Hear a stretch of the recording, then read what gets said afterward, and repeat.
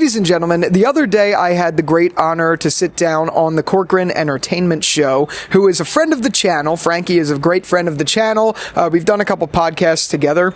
This one is all about Dead City Season 2, DARYL DIXON Season 3, the future of The Walking Dead, as well as some of the remarks of my channel being a hate channel and things like that. We dive a little bit more into the YouTube and like business logistics side of things in the podcast too. So there's a lot in there of a mix of The Walking Dead and some personal stuff. We had a really great, fun conversation, and I hope you guys enjoy it. So without further ado, check it out. Jerry, what's up, man? Nothing. It's good to see you again. I think this is our third time now. It's great to see you again back on, man. As always, it's been great seeing you. Great seeing everything that you've done lately. It's been awesome. But don't sell yourself short, because you've done a lot too. I mean, like for those of you guys who haven't seen Jerry's latest update video, a lot of changes in your life. How have you been kind of adjusting to the changes? You're off now for the week before you start your new venture. So how has the transition been? Well, it's weird. It's weird. So I live right outside of New York City, and yesterday, my first day off, I commuted into the city to go to my girlfriend's office just to like feel something. But it was weird. I was looking at my old building. My building's a big skyscraper in New York City that I used to work in. It's very clear in the sky. So like when you see it, I'm like, I wonder what blank coworker is doing. I wonder what this is doing. And it's weird, like walking around, seeing everyone all suited up for work in the New York City commute. And I'm in a hoodie and like sweatpants, just going to my girlfriend's off. Like, I'm not used to that. So that's been weird. And like now I'm just using the time to film. I've been getting a lot of filming stuff done this week, which is great. But I'm not a big one for like just not doing too much. It's nice. But also in the same vein, I get a little stir crazy. So I have to keep my time occupied, but took a lot to get here. It was really stressful, but now I'm just kind of chilling, doing what I wish I could do full time and make YouTube videos and do podcasts. So that's the fun. Yeah. We were talking about that. We're like, that would be like the ultimate dream to like, if someone were to ask you, what do you do for a living?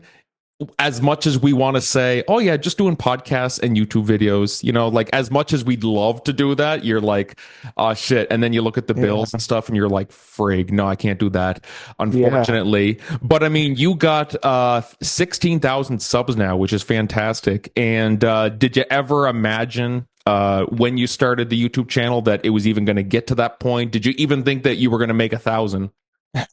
No, I mean, you know, I think everyone who puts themselves in front of a camera wants that to happen, but no, I didn't think that it would, especially in the topics I thought, oh, I'm just going to like speak my piece and like, it'll just be my own little corner of the universe that like only a couple people will see. And then it did well, which was weird, and it's continuing to do well, which is weird. So no, I can't say like, though, yeah, everyone wants that to happen, but like, I didn't think it would, given the niche, really. I thought it would just kind of be my own little bubble of space. So it's been really cool to see it grow. I think the coolest thing is like the repeat people that come to the videos, the members of the channel, or people who are always there that I see, that I know their names, that little community is amazing. And the people like you who I've met, The Walking David, Theo Hunt, like all the people that I've got to meet through this and become friends with through this has been such a wonderful thing. And I think that's been my favorite part of this journey. Not as much the 16,000, like I don't care about that. It's more the community and the connections and friendships that has opened up, which has been really, really cool to see. For a second, you said Theo Hunt. I thought you said Theo Vaughn for a sec. I said, wait, what? When the fuck? I said, I missed that. I said, I keep up with your channel all the time, and you met Theo Vaughn? What the shit? I didn't hear about that. No, I wish. I did meet the Rizzler, but not related to the channel. That was weird. Yeah, I did meet the Rizzler once. I got a little thing like this with him, but that was totally unrelated to the channel. I just saw him somewhere. In New York? Yeah. Yeah. Holy shit, that's great.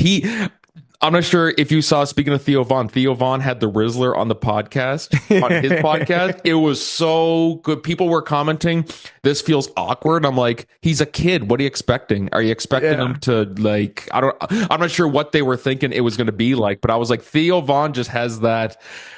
There's something about him. I'm just like, he could be talking with like a 2-year-old and would still make the conversation just flow. Like, yeah, man, like, do you want to, are you into like hunting or things like that? Yeah. Did you see him with the Amish kid? Did you see that? No, I didn't see that one. It's so funny. The episode, I'm pretty sure, is literally just titled Theo Von episode blank with Amish kid. Like, and that's just the name. And it flows. They talk so well. Like, they have a great conversation and it's fun, but it's just, he is a way, man. He is funny. He is funny. But then he's also the type of guy to interview Donald Trump and Bernie Sanders, and then the very next day he interviews a lunch lady. Yeah. He's really done well for himself, and I'm glad that he's not. I mean, obviously, I don't want to get like political, but like, I'm glad that he is very diverse with who he brings on. It's not just like one side of the aisle or the other. He wants to have a conversation with everyone and expose people to that. So I think that's great that he does that, because a lot, you don't see that usually. Usually you see like it's skewed more one side or the other, which I like diverse conversations. So it's cool to see that happens. He's great. He is really great. Fantastic. And it makes it interesting too, so that you're not just talking about the same things. You know what I mean? Like, at least you're able to, if you have like, for instance, you have your channel where there's Walking Dead, but then there's also Dexter, and then there's also From, which, by the way, I haven't seen From, but I just want to say congratulations on your interview with one of the actors from that. That was a that was very, very well done. What was leading up to that interview? What were your thought process like? Were you just like, fuck this, was it the first interview you've done for the channel? Or yes outside of like YouTubers and people like people in my space, that was the first one where I had just finished watching From, and I decided to email like all of them. So when they bit, and when Sarah's actress Avery Conrad bit, I was like, what? it was bad, because it was I mean, again, obviously when I sent out the emails, I knew it was possible that could happen, but I didn't think any of them would reply. So when I got one back, I was like, okay. And then I had to figure out how to stream it, how to record it, what to ask. They didn't, which was an interesting one with Avery Conrad's. They didn't ask for anything before or anything like that, which I thought was going to happen. I thought like maybe I'd have to prepare questions. None of that. So they were just like, yeah, just come on, do what you want, take whatever time you want. And that was a lot of gray area for me of like, what should I ask? How should I ask it? Should I be a little bit more, not provocative with questions, but a little bit more like detailed with questions, or just keep it surface level? I was very nervous. I think that reflects in when I did it, because it was my first time. And it even was like so bad. Like, we talked a little bit beforehand, me and you, like before we started. But when I did mine with her, I was just like, "Hi, Avery, you ready to start?" Like, I didn't know what to do.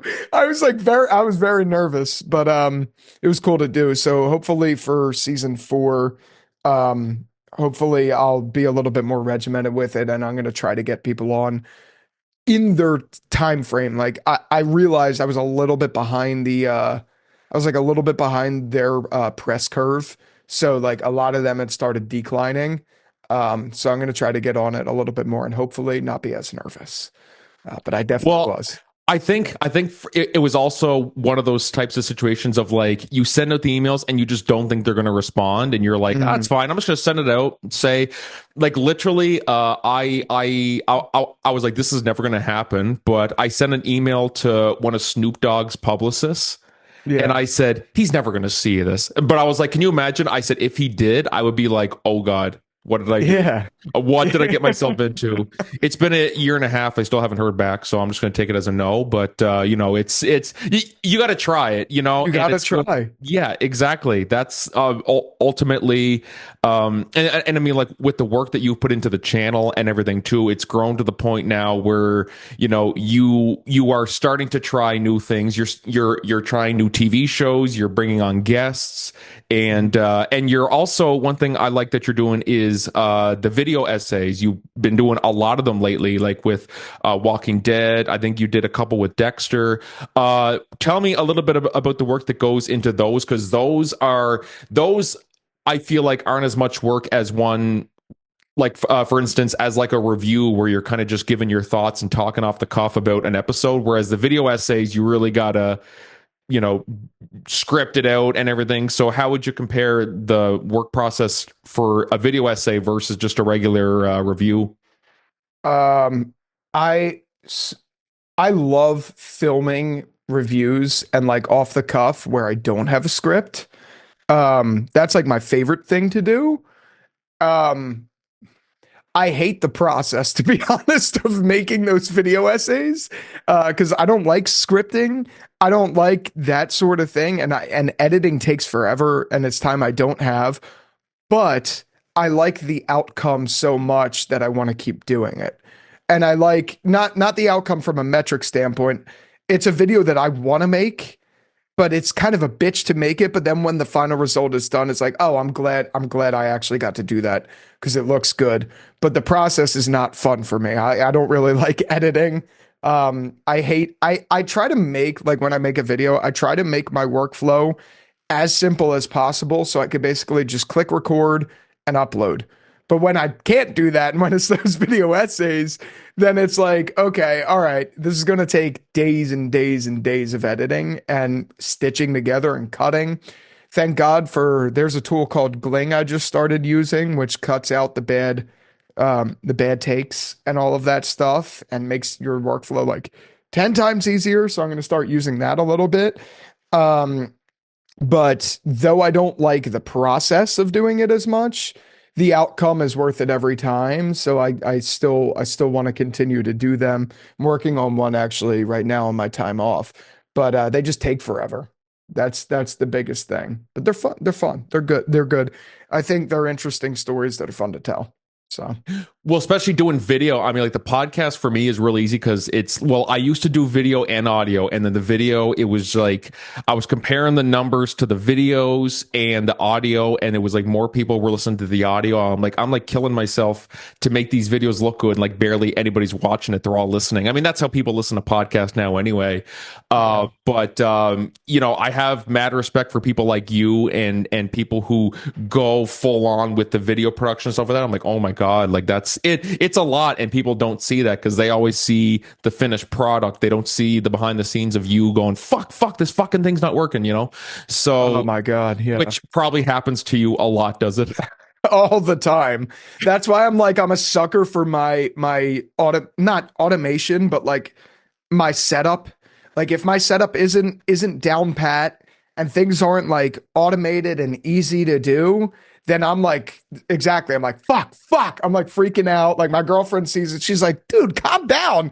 I'm like, oh, it takes forever. Like I'm freaking out. Like, but there is something to say about, I think some of the best work comes from some of those most stressful inducing times where you have to push yourself a little bit. But yeah, you're dead on about video. Video is, unless you have like a real workflow, you have a good setup where it's like painless. It's a lot. It's a lot to do that people don't say.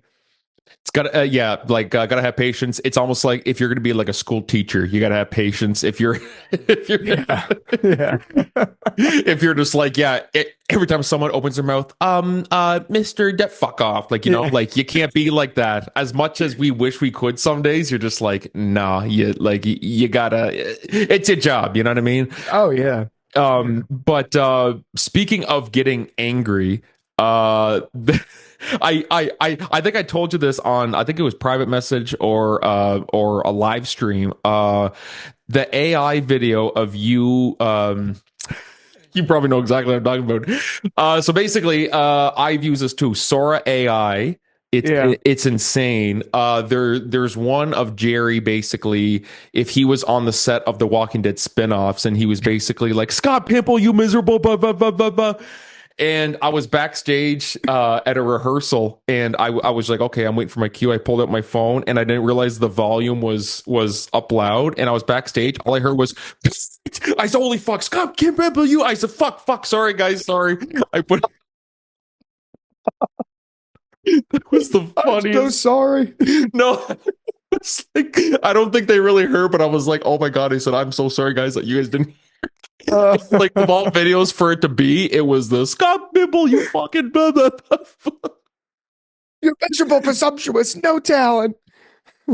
Oh my God. But Sora AI is scary. It is so scary with what AI is doing in general. How often would you use AI for like videos and stuff like that? I mean, like, is it something like, do you use like ChatGPT for like proofreading or things like that? Or what would you consider appropriate uses for AI? I think appropriate use for AI is when you use it as a tool to better either a video or a workflow or whatever. I don't think it's a supplement to use entirely, but I do think it could come to the aid in if you're having, like, prime example, you do an outline of a video and there's like, you know what you want to say, but you also want to help fill in some of the parts where you have like a blank and you don't know what to do with. It'll help prompt you with an idea of what to use. But I've never been one to just like copy and paste from AI to whatever I'm doing. I believe in using it as like a framework and then writing your own. I think it's a great supplement for that sort of thing, just to help get you going with something, or just use for research or whatever, but it's also inaccurate a lot of the time. Um, I I think the potential of AI is so strong, but it's still so in its infancy stage that it's tough. But the scary part is its infancy phase is so good, even though it's bad too. It's also so good that it's terrifying for what could happen in the next like 10 years. Um, that's the scary thing for me, but I don't believe in using it like as an entire supplement to whether it's making a video, whether it's writing an essay, doing your work, whatever. You can't substitute a human yet for it, but it's fucking close, which is scary.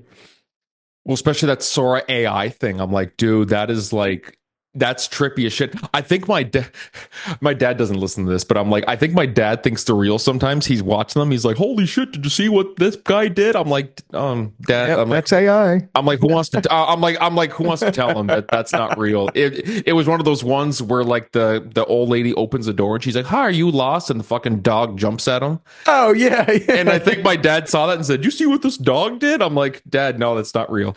That's not a real dog. That is AI. That is AI. It is terrifying that there is no legislation on that yet, and that we're just freely making AI videos that really closely resemble reality, and it's still in its infancy stage. Like obviously you see those Sora videos I make, they don't look exactly like me, but if you're looking quick, you could just be like, wait, was that real?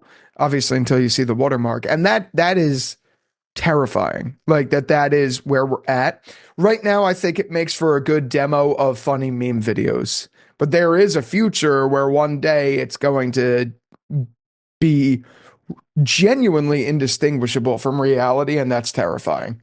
That's terrifying. Yeah, no, like I kind of weep for the future in some ways, in some Same. regard to AI. Someone said one time, they're like, why not just get AI to do all the stuff for you, write scripts? And I'm like, well, because then that's not me. It's not you know what I you. mean? Yeah, It's not because you. then if I'm putting it out, this was written by Frankie Cork. It's like, no, it wasn't actually. Like, so for me, I'm like, that wouldn't sit right with me at all. And plus, I'm like, I'll use AI if I need like, proofreading if I need something, you know what I mean? But like Yeah. I would never let AI just completely take things over. But that's what people are doing. I hear of some people who are in like school right now who are using ChatGPT to do all their work for them. I'm like, that's scary because I'm like, what if that person's going to be a surgeon and they passed university with ChatGPT? I'm like, I don't want them even going near me if they're Yeah. going to be a surgeon. Like Yeah. it's friggin' terrifying. Have people ever said to you like, try using AI for this or use AI for that, but you kind of just draw the line on it? Yeah. I mean, one of the biggest ones of that is like scripting. Like even in my essay scripts or whatever, I refuse to do anything that isn't exactly me. Um, I don't think that's the right thing to do. I don't think it's fair because people subscribe or people, choose to watch a video for the person mainly subscribe. I don't know about watch the video, but they do choose to like elect to follow a person because of themselves. And to supplement yourself with AI, I think is kind of fraudulent. I also think it's wrong. I don't see the problem with using it to help get an idea off the ground. I see it as a problem with actually replacing your words and your beliefs on a topic with AI. I think that's horrible. I don't think that's fair. I don't think that's right. Um, I also back to your point of surgery in general. Other than I don't have another specific example, but to your point of surgeries and stuff like that, and kids supplementing that with school, there is no education in that. If they're using AI to write their essays, if they're using it to answer their test questions, um, well, yeah, you want to get an easy A. Everyone wants to get an easy A, sure, but you're not learning anything. And then you're going to graduate, you're going to become a surgeon. I agree. I don't want that surgeon to be I don't want that surgeon to be doing anything. I don't want a teacher who doesn't know anything to be not teaching me. Like I don't know. That freaks me out. It's real though. That's what's scary. It's happening right now. Yeah, like they Weird. cut you open for a ruptured appendix, and they're like, they point to the heart. Is this the appendix? Like, Yeah. it's like, oh fuck, here we go. Me, It's it's like, ChatGPT. Yeah. it's like, oh, I'm fucked. I'm like, just kill me now. Like, Yeah. Just kill me now, please. Please, just kill me now. but one of the AI things that you use that I actually it was for one of your, I think it was Dead City or Daryl Dixon, one of them. You were like deathly ill, and so Yes. you used Notebook LM to do your review for you. I use that. I was finishing the draft for the play we're putting on next week, and I just get some feedback. I used Notebook LM to do like a 1 hour like podcast just talking about I was like, so I sent it to the actors and they're like, how do they know us? I was like, well, I put your names in and everything, but they're talking about it like, oh yeah, this person here, like, Reg absolutely nailed this role and blah, blah, blah, blah. And he's listening and he's like, what? Like, it's scary. Like, it sounds so friggin' legit. And like, I know. which video was that that it happened? Do you know off the top of your head which one that was? It was a Dead City. I think it was episode 6 or maybe 7. I think it was 6 review. I had pneumonia and I had nothing but time to sit and like write anything. But I couldn't speak. If I spoke for too long, I was hacking up a storm. So I was like, you know what? I was playing around with Notebook LM for a while, and I was like, you know what? Let me just give my thoughts to Notebook LM and have it funnily narrate my thoughts. But like at least be on camera so you know it's me writing it and it's also me like there with it agreeing with what it is saying. But in retrospect, I got a lot of shit for that video. But in retrospect, I understand why.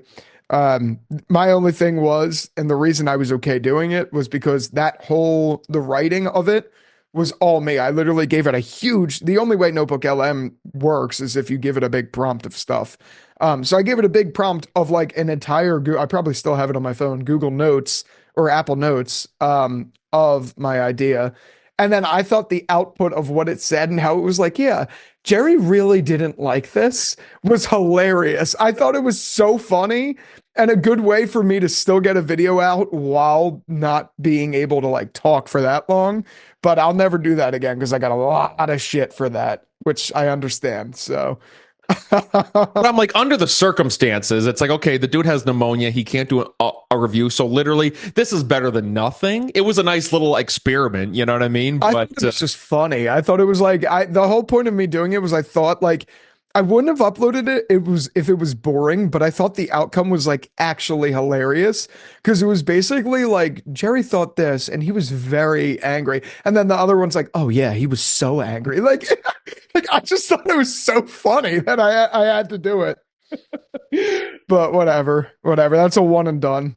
But then I love they would always mispronounce words. Like one of my actors, his name is Reg, and they're talking about, oh, Reg did this, Reg did that. I'm like, the fuck, Red Jaw. Like I'm like, oh my god, that's funny. I'm just like, It's oh, ridiculous. Reg did a great job with this.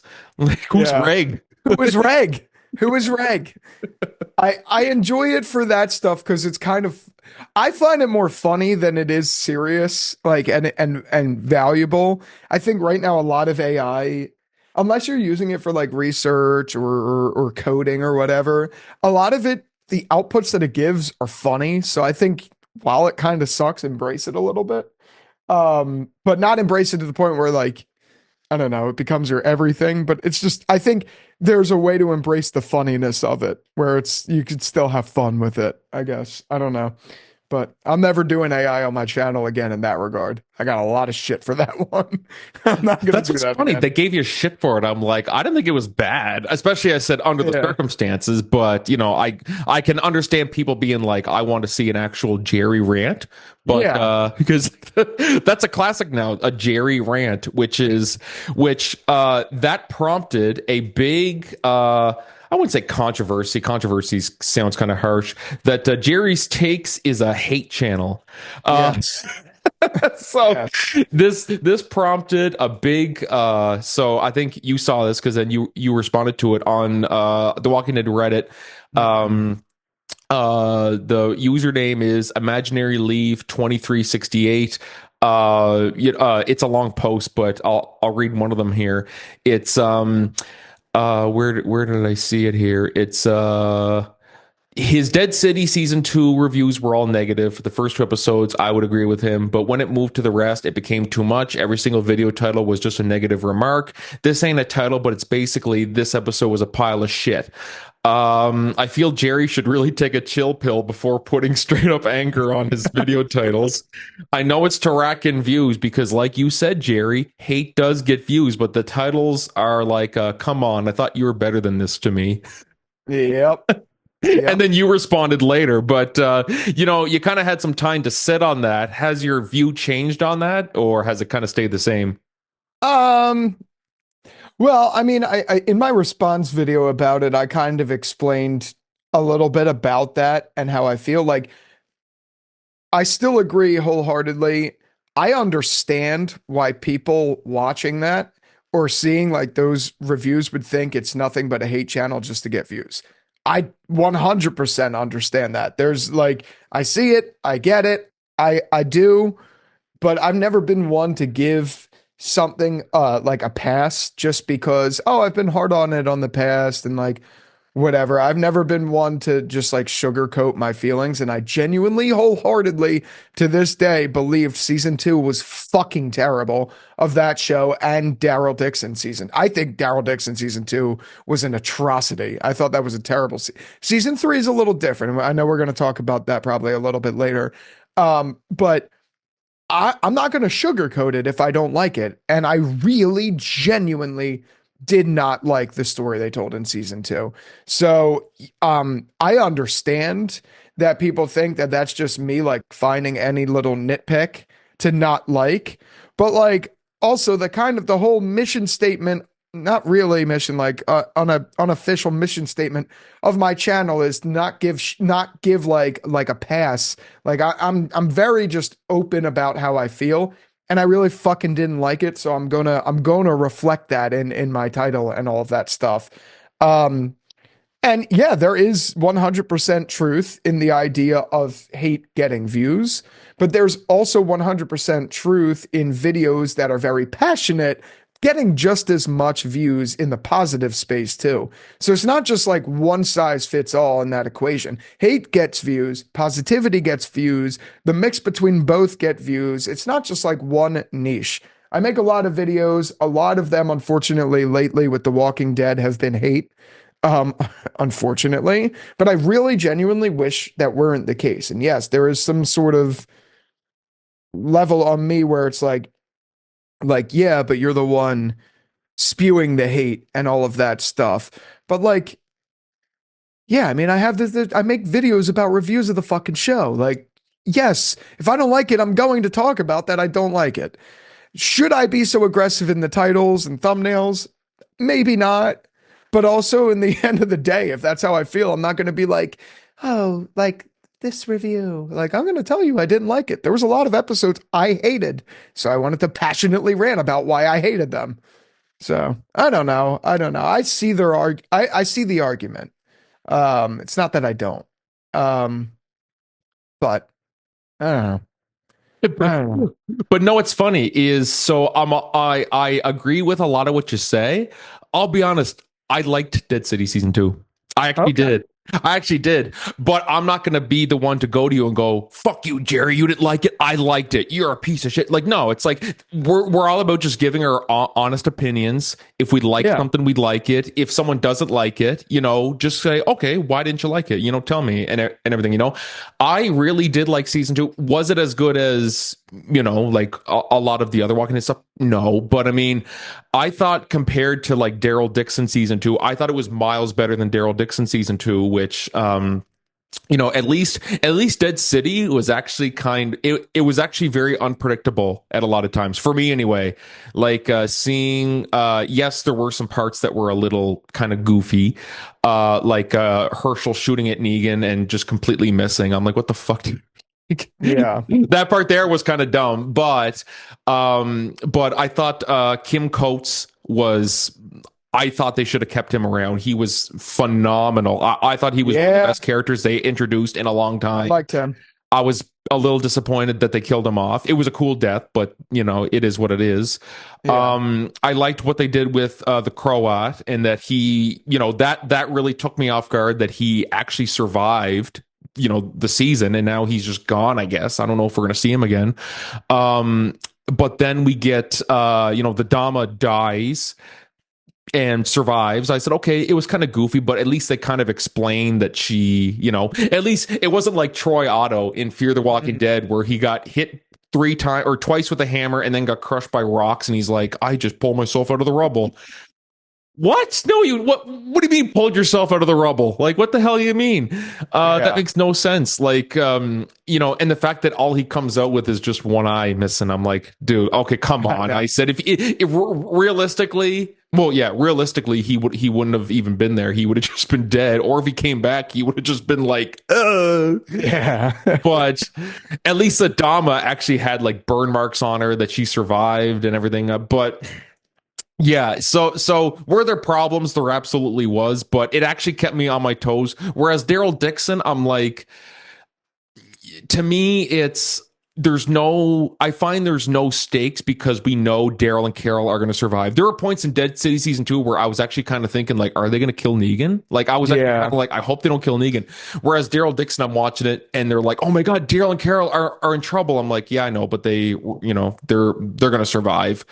And that they're like fucking John Wick and they just survive everything. And meanwhile, everyone else dies, but they magically survive. Always. To me, I always didn't like. I'm like, Daryl and Carol, like the plot armor. I get it. They got to survive, but just don't put them in that situation. Yeah. Like that's my take anyway. How would you compare Dead City season 2 versus DARYL DIXON season 3? Those are the 2 big Walking Dead shows we got this year. Did you prefer, from what I could tell from your reviews, you like DARYL DIXON better, but feel free to elaborate on that.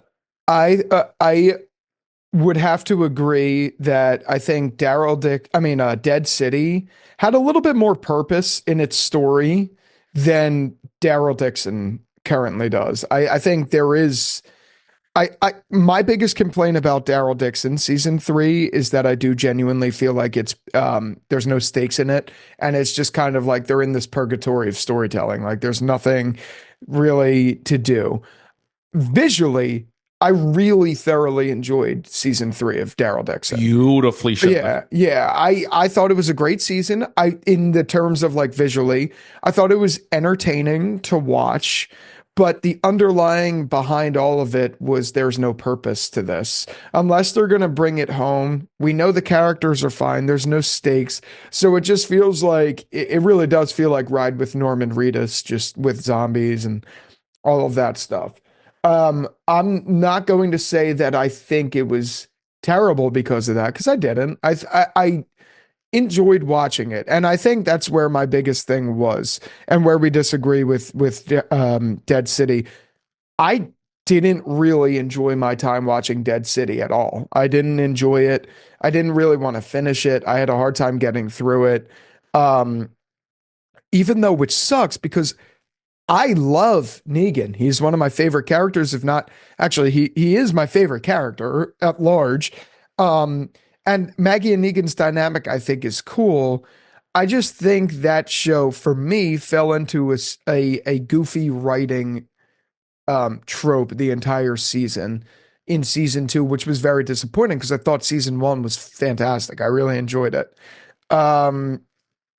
So I'd have to say I think Dead City was worse in its season 2 than Daryl Dixon, but in a different way.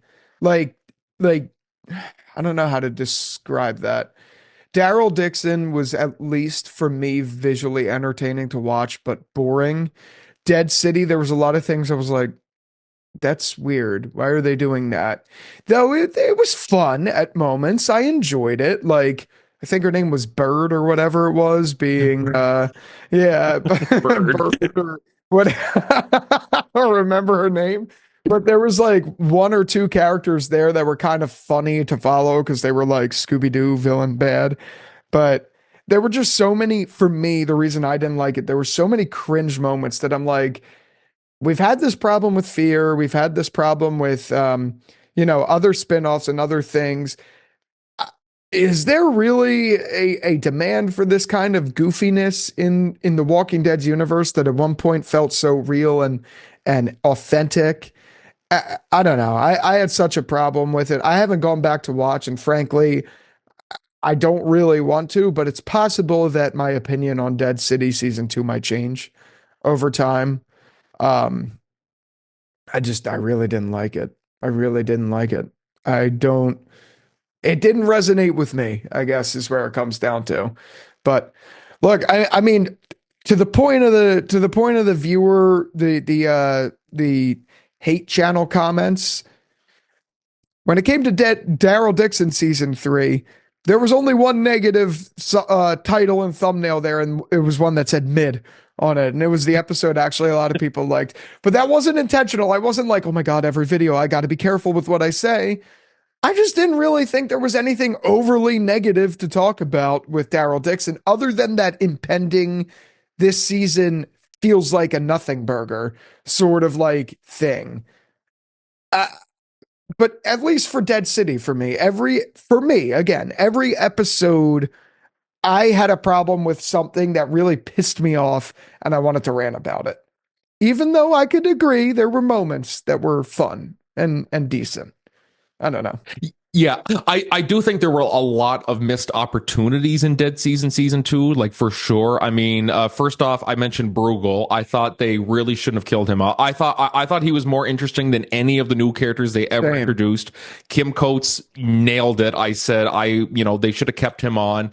And one of the things too was I didn't like what they did with Negan's wife, where they have the actress there. To me, it like at first when she Annie and Joshua, his son, show up and we see them from a distance, I didn't think that was the actress. I said they're showing her from afar because it's they can't get the actress or whatever. But then we find out, no, they have the actress at their disposal because they used her in that hallucination. So I'm like, why don't they use her? Like, yeah, that would like literally it. it feels like they pushed them away just because they're like, we want Negan to be Negan, you know, like we want Negan to be bad, or like, like it's kind of hard to put into words, but it's like, I think if anything, that kind of just ignores everything that Negan went through in the original, where we find out he remarried and he has a child now and everything. I think that would add, instead of just send them away and we'll just bring her in for the odd hallucination. I'm like, to me, that's a huge missed opportunity there. And so yeah. it's maybe and maybe my stance in that will change when we see season 3 and we see them come back or whatever, if they come back. But for me, it's one of those situations of, like, why are you not using these people to their advantage? Like, it's an interesting story. Use it. Instead, I think we focused a little too much on that. Who was it? That bird character? I can't remember her name now. The one, that villain. I felt like we focused a bit on her too much, and then she just died anyway. And also it was I did like, and I had that actor on as well too, Logan Schmucker, who played the violinist in that episode. Yeah. He was on the show a while back. I liked him. That scene was really well done. That scene was really agree. well done. Shout out to Logan if he's listening to this. great scene and everything like that. So there were a lot of great moments too. Yeah. But then when you kind of look at the whole grand scheme of things, you're like, shit, they could have done so much with it, Yeah. But give it time. I'm sure it'll change. But I mean, I hope it does. I mean, a show like Fear the Walking Dead, I don't think, has your stance changed on Fear the Walking Dead like 3 years later after? Yeah, nope. Nope. No, that show is terrible. The first 3 seasons I loved. The rest, terrible. I didn't like it. It just kind of, it was just, woo, Yep. like it was just, yeah. So it was kind of just a, but like, one thing I say too is that if a show goes on long enough, like The Simpsons, eventually it's gonna kind of go down a little bit. And like Family Guy, where we lost Seth MacFarlane, and now Seth MacFarlane, he comes in to voice the characters, but he's not writing it now, so you can tell there's a clear decline in quality. And I know some might argue in that case, like, even if he was on, it still wouldn't have been good. I'm like, well, no, I mean, like, you see what he's doing now with like the TED TV show and everything. That's comedy gold. So I'm like, I felt like if he stuck around, it probably would it have been as good as the first few seasons? Probably not. But that's just how it goes when you have a long running show. I mean, hell, look at like Big Bang Theory, or those types of shows that have been going on for years, and we got like 10 spinoffs for it now. Yeah. That's gonna happen, you know what I mean? So like, when it comes to The Walking Dead now, are you kind of just like, do you kind of just go in expecting, you're not expecting like a Breaking Bad, Better Call Saul type of quality? You're kind of just going in almost like a sitcom, I guess you could say. Some of the sitcoms, you don't go into it expecting to be moved or anything like that. You kind of just go into it now, just watch it, have fun with it, and call it a day. Yeah, I'd say that's how I feel about them now. I think my biggest disappointment though with it is these stories conceptually and intellectually have so much potential that every time they come out with a new spin-off or a new idea that seems really cool on paper, like Maggie and Negan in New York City or Daryl abroad. Those concepts on paper have so much potential. I don't know what that potential is. I'm not a writer, but they just do have a lot of potential to expand and be fun in different ways. And I feel like each time they've kind of let that idea down. So yeah, now I think more or less it's, oh, I like these characters. I'm going to see what happens. I'm going to watch, but I'm not expecting Shakespeare. But that to me is where it's a little disappointing, because while I completely agree and feel the same way that writers come and go, it's prime can come and go, and all of that stuff, I think conceptually they're doing the right thing with these big premises, like Maggie and Negan in New York City and restoring power to New York City. A fantastic idea. Like, maybe not Maggie and Negan, but the concept at large of exploring New York City post-apocalyptic, fascinating. Maybe that's just because I live around here, but also in general, it's such a big city. There's so much you could do there. And I think personally, they've let it down with weird contrivances, the Annie situation, things like that, and Negan regressing and Negan going back and forth and the wishy-washiness and all of that stuff. And for instance, Daryl Dixon, where they keep putting these characters in stakes and nothing happens, but there's so much to explore. Like, one of the biggest strengths I thought was visually in Solaz Del Mar, and the story there was fun. Like there was cool ideas laid out, but they're just not like seeing those full potentials. So even as a casual viewer who will watch and is still going to continue to watch, I just leave every time like, oh, it would have been cool if they just did this, or it would have been cool if this. But I know I'm not a writer. I'm not in the writer's room, so I shouldn't. I don't want to say that I shouldn't think that way, but in the end of the day, I think these shows leave so much on the table with their premises, which is unfortunate for something that used to be intellectually way more colorful, I guess. I don't know the word I'm looking for. I just think there's so much potential left on the table, and that's unfortunate to watch as a viewer and a fan of the franchise. No, exactly. It's like you're coming at this as a fan who just wants to see it thrive. It's like, Yeah. do you make these videos wanting to shit on it? No, you go into these videos making these videos wanting to be positive, but you're just like, if I bullshit and lie, then my takes, Jerry's takes, like this isn't my take on it. It's just you might as well just call it.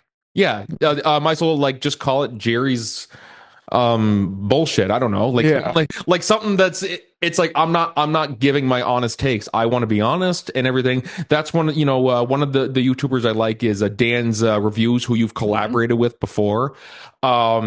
He's very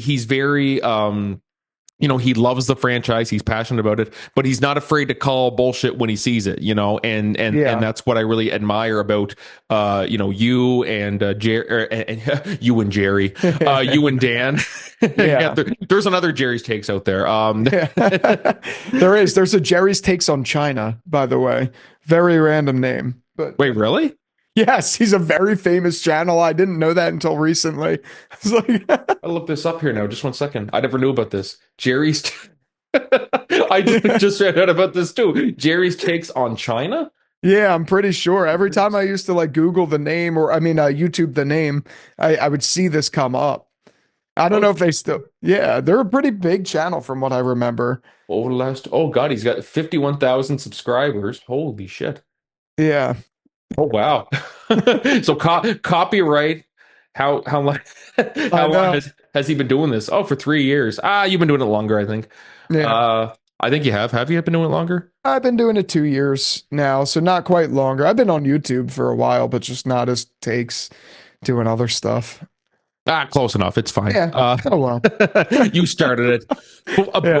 But one thing that you do that I mean, like, watching your videos, you're really encouraging people to watch like these new shows that you're covering, saying they're like Dexter. I watched the first season of Dexter. That's the only one I've watched. But seeing the hype for Dexter Resurrection and everything like that, I've actually I've went ahead and spoiled myself on a lot of the Dexter Resurrection stuff just to watch your reviews. Those are the sacrifices we make, guys. If you're a fan of somebody, you'll spoil a show just to see their takes on it, and it's so funny. I'm like listening to your honest takes on an episode that I never watched, and I'm like, oh, this is good. Like, yeah, that part was great too. I'm not sure what he's talking about, but so for someone like me who has to get caught up on Dexter, I know what happens, but I still have to get caught up and then watch Resurrection. If you were to kind of give like a sales pitch to someone like me or somebody listening to watch Dexter and to watch Dexter New Blood and Original Sin and all that, what would your pitch be? There is no show that does what Dexter does, wherein it's a cop show, but it's about a cop or someone in the forensics department who is actually a killer being basically a vigilante for people that slip through the cracks. And though that may seem a little like cheesy, where the show gets so unbelievably good is the moral ambiguity that creates, because everyone wants everyone would like someone to kill killers. I don't think there's any debate. Killers are not good people. There should be someone to bring them to justice in some way, shape, or form if they slip through the cracks. But in doing that, there is so much collateral damage that happens along the way that makes you question, is vigilantism the right thing? In a way that doesn't feel like you're watching a superhero or you're watching a just I don't know, a good guy. There's so much there that makes it feel a lot more like a Breaking Bad, where you're rooting for really a genuinely bad guy who is doing something a lot of people could agree is probably a good thing.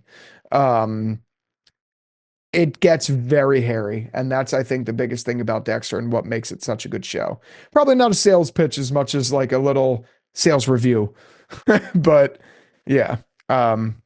I can't recommend it enough. It gets very hairy, which is what makes it so good.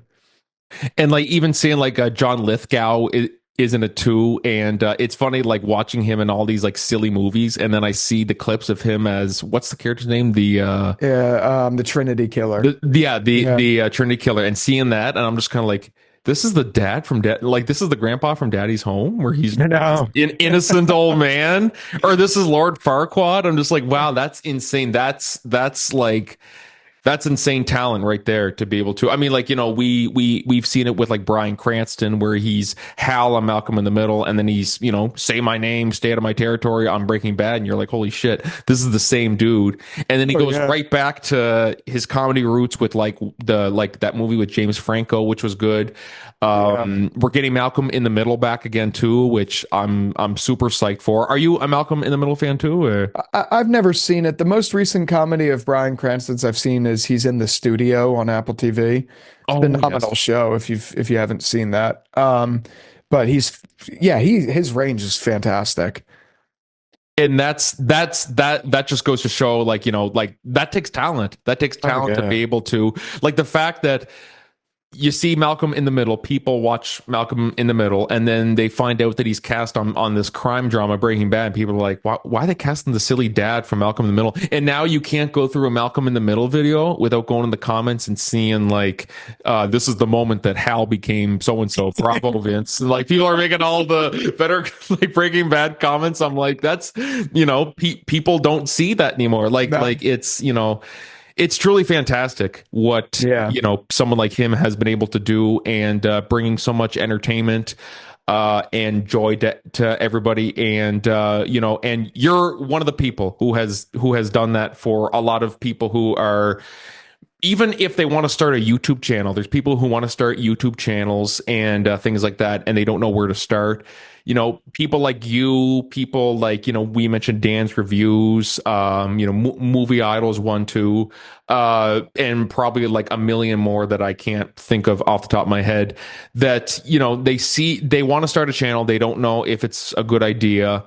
And then they see someone like you do it, and they're like, okay, that actually kind of sounds fun. You know, like there's work involved in it, of course, but it's something that I think I'd like to try. Do you have many people who like over the years have seen your stuff and be like, I want to start my own channel, or I want to start my own podcast, or things like that? Yeah. Yeah. And I think it's important, as I feel a responsibility in a sense. I've seen a lot of comments like that, but I feel like a responsibility in a sense to, I'm very passionate about this stuff, like making content, how to make content, all of that stuff. I love this stuff. I'm also a tech freak. It's a real problem. So like I could tell you everything about like every single thing that involves this. But I feel like it's like a civic duty as someone who makes content to try my best to explain my process, or what I use to make my process, or give encouragement, because anyone can do it. Anyone at all can do it. And I think it's important because there's a lot of people out there, I see them in my comments, like I said, all the time, who want to do it, but just haven't either mustered up the courage to do it, or don't know where to begin to do it. anyone can make a name for themselves in whatever they want to do. They just got to get over the hump and try. And I try my hardest to like say that, because it's not just like some fluke thing. It's not just like industry plants who get, who get a following or whatever. It could literally be you tomorrow. And I think that's very, very important. And I think a civic duty to highlight. I'm not a huge channel or anything, but every video I watch, I want to know how they made it. I want to know what cameras they used, what audio equipment they used, what software they used to edit their videos or whatever. I'm always curious at the end of a video, and the creators I appreciate the most are the ones that are very transparent about that process. So I feel it's a civic duty to do that for the few. It's not a lot, but the few people who do comment, saying that I've been an inspiration to that, or that in general they want to do it, they don't know where to begin. I only feel it's right. And also encourage people to be honest too. There's nothing wrong. Like we always say, art is subjective. And it's good to just express your honest take, because you don't want to just go on and just go, oh, this was so fantastic. It was so fantastic. This episode was so fantastic. And meanwhile, like you have someone else watching it. Like, did we watch the same show? Like it's this builds community. This builds, like you didn't like Dead City season 2. I like Dead City season 2. We're not at each other's throats for it. It's just, it's a piece of entertainment. You know what I mean? Yeah. Like if people stop being friends or something like that over a piece of entertainment, it'd be like, okay, why were you friends to begin with? I know. No, I completely agree. And this is what comes down to when I see the debates, and I see people in my comments, or even people in like Movie Idol's comments, who I personally believe, no sin against him, is like overly positive about these shows. I don't mean that in a bad way. I mean that just about how his general thing is. People seem to have a problem with those spectrums, whether it's very overly positive or very overly negative. The truth is, you need both of them. It's art.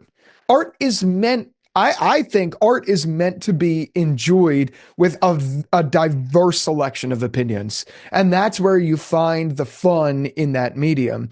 Yeah, just because I have a different opinion than some doesn't mean I'm wrong. Doesn't mean just because you like Dead City season 2 that you're wrong. The ability to have that conversation in a fun way is good. You shouldn't be shutting someone down for that.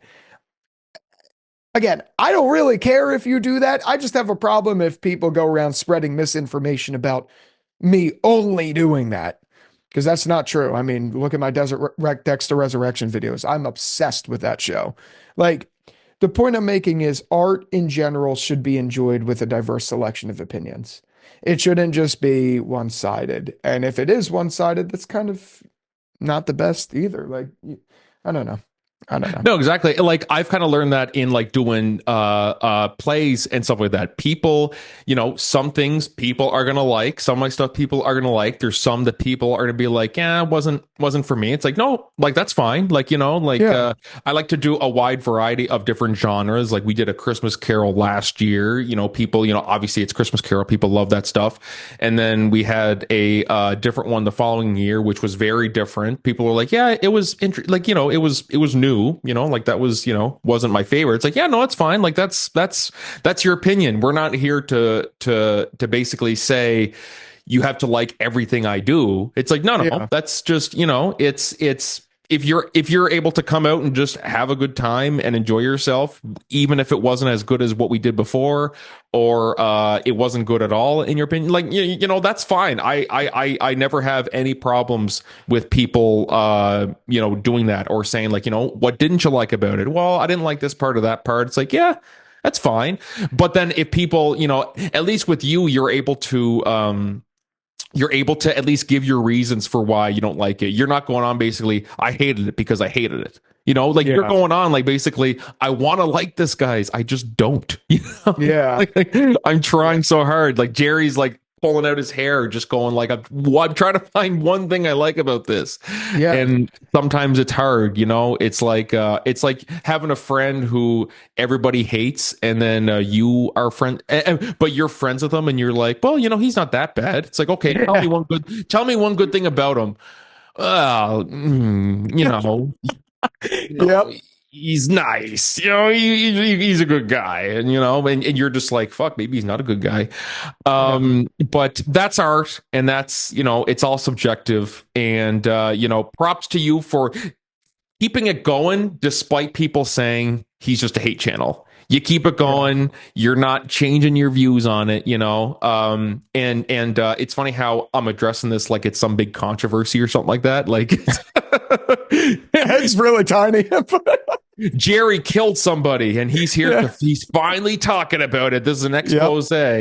Oh my God, what did he do? Oh, he just talked badly about a show. Like, when you really think about it, you're like, it's not that big a deal. You know what I mean? No. But keep doing your thing, man. I really, really love it, and enjoy the week off as well too. So where could people find you on like social media and things like that? Obviously, Jerry's Takes. We'll put the link to that in our episode description. Or if you're listening to this on Jerry's channel, the video version, where could people find you on social media for anyone who doesn't know? Yeah, so I'm on Jerry's Takes is the name on Instagram, TikTok, X, and YouTube. You could also follow my personal on Instagram. It's Barry Gelino, Barry Berry Gelino. So you can follow me on all those platforms. Now that I don't have a finance compliance job that I got to worry about, you could get to know me more on my personal page now. Congratulations. And yeah, that's I'm on all those things, chronically online. And yeah, thank you as always so much for having me on. Yes, man, always my pleasure. Like it's really I'm always like, and then it's also scheduling too. I mean, like I had a busy year, you had a busy year, and it's always a matter of just trying to get schedules together. But it's like, we're always keeping up with what you're doing, and this is the third one, but the fourth one will be at some point soon. We're definitely going to do this again. For sure. Jerry's going to do a take on his channel. This fucking guy, I can't do it anymore. I'm going to have a big thumbnail that just says Corcoran Entertainment awful. No, I'm just joking. And it's just a picture of me. Like, this guy. No, I'm just joking. Who is writing this podcast? Like, who is editing this? Who is writing this? Like I said, that you guys got to check out on Jerry's Sora AI videos on Instagram. They are comedy gold. Yeah, they're miserable, presumptuous. No, but it's funny because there was one of them that I saw. It looked legit, but then when you look and see your face, like that, I know it's like, yeah. I'm like, oh, that's fucking AI. Like, yeah, the faces are never quite spot on, but they're fun. It's so good. And for those guys who don't know Sora AI, check it out because it's, I don't know how you can. It's literally everywhere on social media now. I can't even go on without seeing one of those videos. Hi, puppy, are you lost? I know. And he like kills her or something. Like, they're so funny to me though. They're so good. They are pretty funny. I gotta give them that. Oh, fantastic. Jerry, thank you so much, man, for taking the time to come on, and enjoy the week off, and best of luck in the new venture coming up next week, right? Yes, next week. And thank you so much. I see you out here killing it, getting some awesome guests on the show. So continue to do that. And I look forward to being on for the fourth time soon, man. It's always great. It's always great being here. So thank you so much. Perfect. Anytime, man. Yeah. Anytime. Just say the word. Well, if you made it all the way to the end of this, comment the illustrious dolphin, because I'd love to know if you actually watched the whole thing. That'd be great. Frankie, again, thank you so much for having me on. It means the world. Always have a great time with you, and I look forward to more. And for you guys, until the next video, I will talk to you later. Peace out.